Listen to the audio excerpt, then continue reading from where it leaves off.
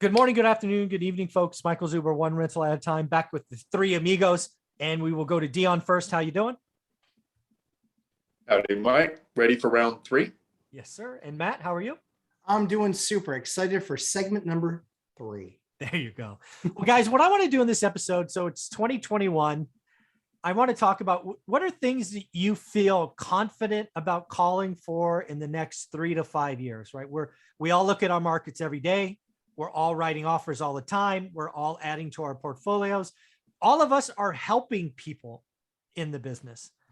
But when you look out, let's just pretend it's 2025. What is something you feel really confident about? Then maybe something not so confident and something you think is kind of crazy. We'll go to Dion first, and let's do something you feel really confident about. One of the things I like to say often is you are going to be alive in 5 years. Start investing like it. Ooh, I like that.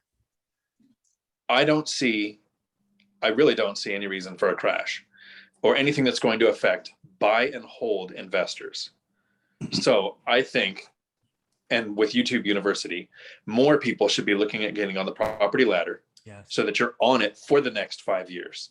If we have hedge funds buying properties, 40-year mortgages, low interest rates, possibly foreign people investing in the United States property market to stash their cash somewhere, there's going to be a ton of reasons why property values continue to go up, even though YouTube videos that talk about a crash are how you get clicks. Exactly.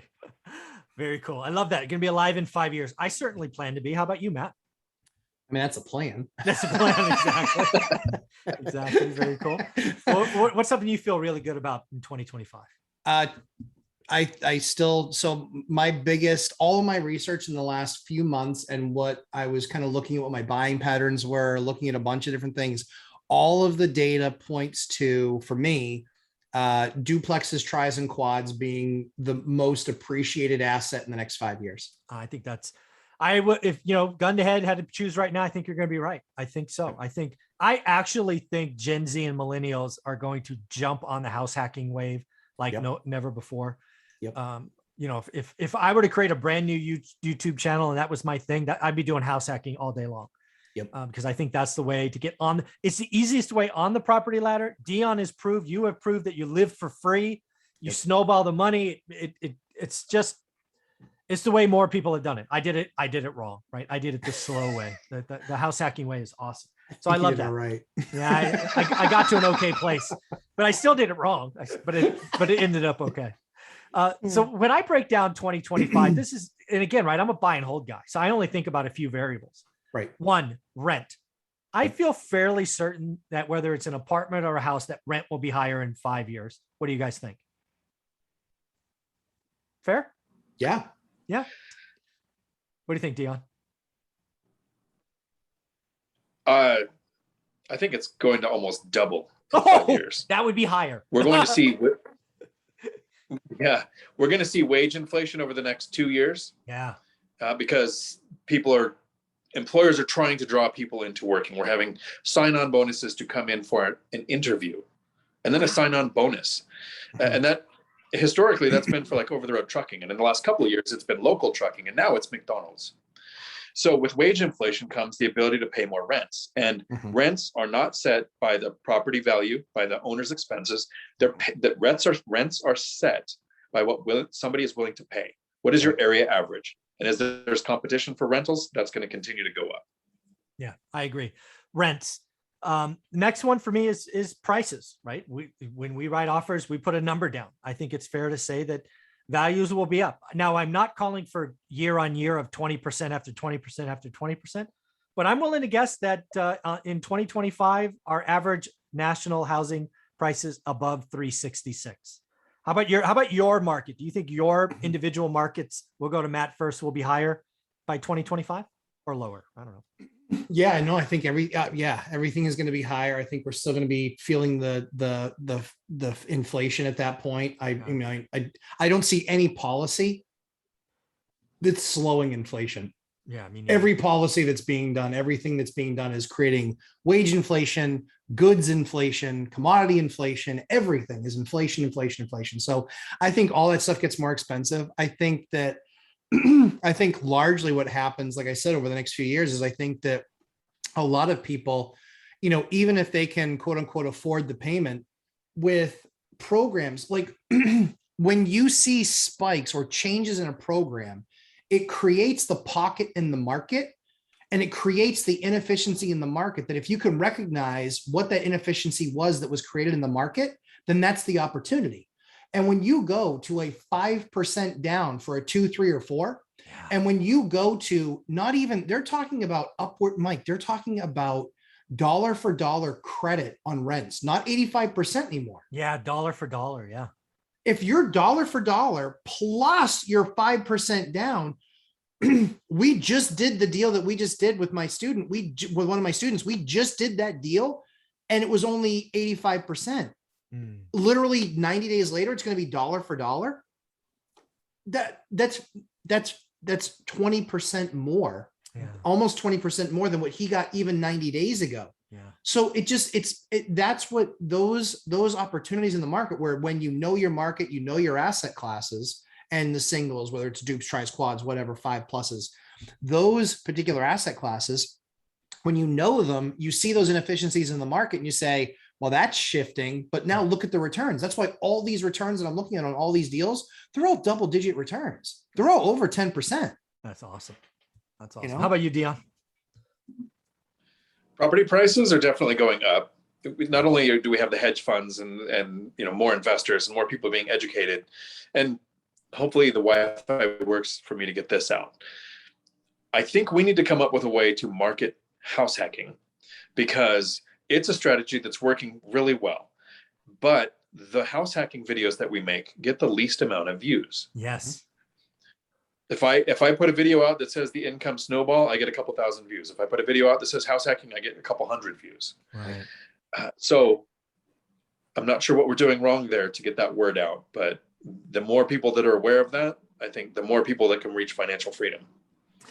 Yeah, we will. Once you are back from your road trip, we will all get on the board and figure out what to do there. Because I think I want to create a bunch of millionaires, and I think house hacking is the right way for, I don't know, 80% of the people, 75%. So, yeah, pretty cool. The big wrinkle in all of my kind of crystal ball and where I am the fuzziest, and it's frankly probably a guess at this point, is the 30-year interest rate.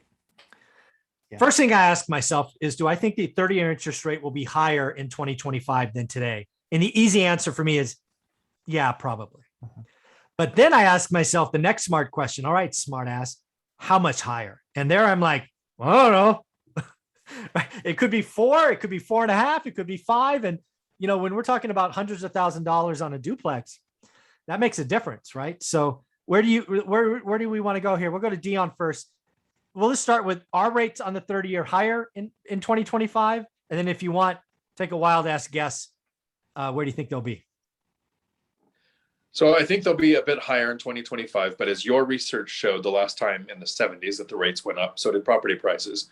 And I think when we start having things like lower down payment programs returning for small multifamily with that 5% down for duplex, triplex, fourplex, and possible $15,000 extra down payment funds or $25,000 if you are economically disenfranchised. Yeah. Because we talked about it in our first video today, the barrier to entry for real estate is usually the down payment. Mm-hmm. So if we alleviate that, the price can go up even more, which I think it's going to take higher interest rates than people are expecting to slow down inflation. Okay. And let's just take a wild ass guess. I will participate, but I'll go last. 30-year fixed, 2025, best credit, whatever, 5%. All right. I like it. Very cool. Now, how about you, Matt? What are you thinking? Will it be higher first and then? I think it will be. So I think that in 5 years, I don't think we're talking about the 30-year. Oh, you're into the 40-year. Look at that wrinkle. Yeah. Yep. Yeah. I think that because, geez, yeah, that's what I think is going to happen. I think within the next 5 years, I think that we're going to be talking about the 40, like we're talking about the 30. I think that 15s are, I mean, they're like dinosaurs. Yeah. Yeah. Like I mean, less than 1%. yeah, you might see some 20s or 25s out there. But yeah, I think that I think by 2025, I think we're talking about 40-year mortgages. I think we're talking about still the same, like 3.5%, 5% down.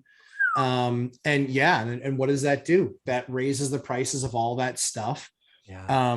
Then I think there's going to be more formal plans around down payment assistance. And yeah, I think that's also going to create some people buying homes that shouldn't buy homes.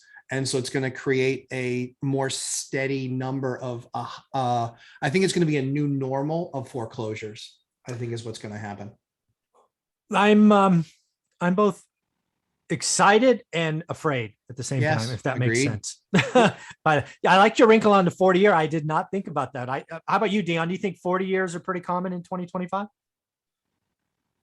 I think it'll be considered normal within 2 years. Yeah, I agree with Yep. both of you. By 2025, most loans are 40-year. Yeah, I feel pretty good about it. And I did the math. You had to make some assumptions on rate. So I used the same rate, 30-year, 40-year, which maybe he's right, maybe he's wrong. But real estate needs to go up 20% and the prices and the payments don't change. So the goal is to own a bunch of houses before the 40-year mortgage comes out. Yes. Yep. Because that's going to be the equalizer is that 40-year debt. That's going to be the equalizer. And then still the same 3.5% down payments. That's going to be the equalizer. The problem is that you're going to have people that are house poor for 15 years. Yeah, exactly. It's not good. It's not good. So what about the rate? I don't know that you answered that. You want to pick a number? Oh yeah. So like I'm still sticking by what I said 6 months ago, which is I still think by the end of next year, I still think we're absolutely in the 4s with a 20% chance at 5. Okay. By the end of next year. I think that's how quickly we get there. Cause I think that we are all seeing exactly how nasty inflation is going to get. I think we're all seeing exactly how bad it is. I think that, now that I'm living on the right side of the tracks and I'm able to buy a McDonald's value meal, I'm seeing that those are now freaking, I want to go large, man. And it's like $8. I'm like, $8? Are you kidding $8? They don't even have a real dollar menu anymore. It's like $1.29 and $1.69. I'm like, that's 30% increase. So yeah, so my McDonald's habit of once a week is getting hurt and impacted greatly. That is hilarious. So yeah, I got to agree. I think the 40-year is definitely a standard by 2025. I don't see the rates going up as fast as you do, Matt. I think we're going to be under 4 through the year. I think we're going to be under. I actually think this is a trip for both of you. I think we're a lot closer to a recession than anybody wants to admit. Mm-hmm. I think we really could be talking about a recession Q1, Q2 of next year. Yep. I don't think the economy is as healthy as we want it to be. So yeah, I think rates stay under 4 all of next year. But the question is not next year; it's 2025. I'm going to go 4.5. Okay. I'll go 4.5. But I think, but Mike, I think that the recession happens next year. Yep. Because they have to start tapering. They have to start, taking the cheap money out. So I think that the two are correlated. That could be absolutely. So I do see, in a video that we had done maybe, I don't know, 3 months ago or so, I said, I think there will be months next year that will be negative. I still think for the year, we will be positive. Fair. But I think there will be months next year that we will be negative. I think that will largely be driven by rates, and that will largely be driven by the fact that they're going to have to start tapering and have to start taking all this flood of money into the market.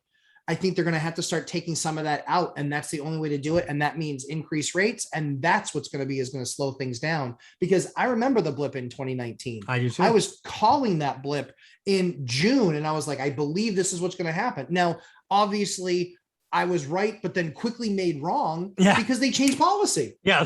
Like, that hurt. Let's go back. Oh, exactly. It was like, man, this sucks for 60 days and we can't take medicine for 60 days. Yeah. And then it went, parabolic, and then COVID just went completely nuts after that. So that's what I believe exactly what you're saying. I believe that they're going to be correlated together. I think there's going to be down months next year. Yep. But I think over for the course of the year will be up, but I think largely that's going to be driven by rates. Yeah, I think we agree. It's timing. I think I'm 6, maybe 9 months behind you, but I get your logic. It's great. So guys, thank you very much for these 3 episodes. Matt, how can people find you? Lumberjacklandlord.com and Lumberjack Landlord on YouTube, as well as the amazing One Rental at a Time course that for just $6 an hour, you too can become a real estate millionaire. There you go. And Dion, how about you? Right here on YouTube, but I want to touch on this really quick before we wrap up, kind of a golden nugget for people who stayed this late in the video. And I want to be as sensitive as possible. Recessions are not good. We don't want them to happen, but they are not bad for buy and hold investors with rental properties. I was reached out to by our housing authority last week, 2 weeks ago now, with an emergency housing voucher program. Recently, I had a tenant turnover where I didn't go with Section 8 because they said they would pay up to $1,600. I had 12 applicants at $1,800, so I ended up not going with the housing authority. The email that they just sent me said that there was a program in my area for $2,200 a month if I was willing to go with the Section 8 program, because there's economic hardship. So if we have that recession next year, it's still the best time to be somebody who has buy and hold rentals. Thank you. Again, what recessions have been great times for me for a couple of reasons. One is, generally speaking, housing assistance programs go up, and about 35% of my portfolio is there on purpose. In fact, every unit I have is available. It's just whoever gets the yes answer first when applying. Also, it's the time where you can refi debt. You know, historically speaking, it's when rates go down. And then also you do get to find people who are over leveraged. I have picked up many deals from people who were not smart with money. And I picked up some great deals there. So guys, thank you very much for this week. I appreciate it. The Three Amigos is always a lot of fun. Thanks. Thanks, guys.